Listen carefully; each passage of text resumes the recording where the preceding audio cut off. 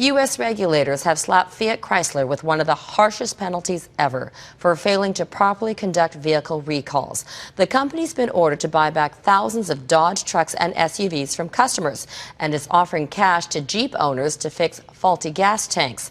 But as Aarti reports, Canadians who own the vehicles may not get the same deal. A rear-end collision could result in this. A fiery crash back in April 2013. The two occupants inside the Jeep suffered debilitating burns. They're suing Chrysler. Turns out their Jeep is one of the models at the center of a huge recall. The placement of the gas tank made that vehicle very unsafe, very dangerous, and that's what this recall's about. 75 people have died in post-crash fires because of the rear-mounted fuel tanks. Chrysler issued a recall, but more than a year later, only 3% were fixed.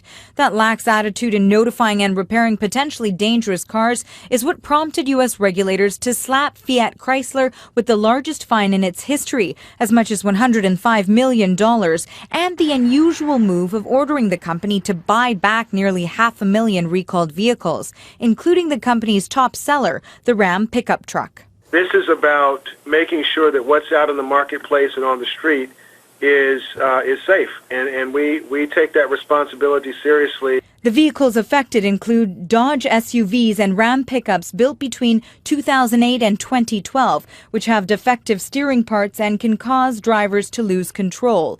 They're also recalling more than 1 million of the older model Jeep Cherokees prone to catch fire because of the placement of the fuel tank. Canada's transport minister says she was left blindsided on this issue. At this stage, they don't know how many vehicles in Canada might be affected. Federal regulators here in the U.S. can mandate recalls, while Transport Canada relies on voluntary actions from automakers. So there could be Canadians driving dangerous cars. They just don't know it yet.